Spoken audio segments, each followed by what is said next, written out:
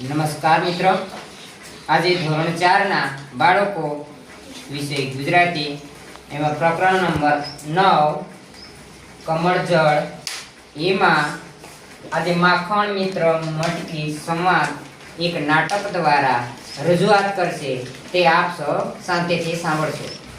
અરે લાલા, સાંભળે છે? તારી રજની ફર્યાદથી હું કંટાળી ગઈ છું હવે. અરે મારી માટી ફરીથી ફરી આવી. આ ગોપીઓ મને સુખેથી રહેવા જ ન દેતી. ઓહો, હેરાન તો તું જ તો ગોપીઓને કરે છે. અરે એવું તો હોય માં. એમે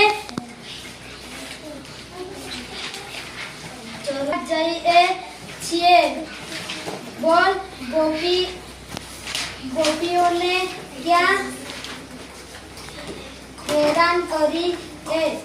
આજે બધી ગોપીઓએ આવીને ફરિયાદ કરી કે કન્યાએ કાકરો મારીને એમની માખણની મુઠ્ઠીઓ ફટી નાખી.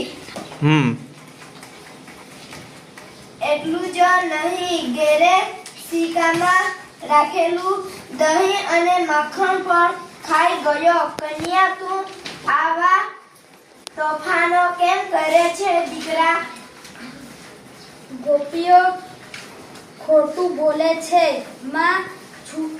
પૂછો મોટા ભાઈને. કન્યાની વાત સાચી છે માં. નંદ બાબાના ઘરે દહીં માખણની ત્યાં ખોડ છે કે અરે રે, બીજાના ઘરે ચોરી કરવી પડે. તું આ સામ ભૂડી છે માવડી. હું વળી માખણની ચોરી કરું? ગુસ્સા થઈને તો શું ગોપીઓ ખોટું બોલે છે? પેલી રમવાના ઘરે સિક્કામાં માખણ ખાતા તેને રેબાઓએ પણ જોયું હતું. ભલે આ વાતો સાચી કે ખોટી, અડધી સાચી ને અડધી ખોટી. સિક્કામાંથી માખણ લીધું હોય હતું, તે પણ એ તો રમમાસીના દીકરાએ જ ખવડાવતો હતો. એ બિચારો સિક્કા સુધી પહોંચી ન શકે, એટલે એમ રમાસીના દીકરા ભાઈ બંને એને મદદ કરવા હતો. તમને મનાતું હોય તો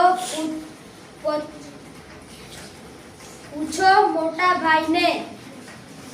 કાનુડાની વાત સાચી છે બા. તારી જેમ આ બધી ગોપીઓ પોતાના બાળકોને માખણ નથી ખવડાવતી. એ તો મથુરાની બજારમાં વેચી નાખે છે.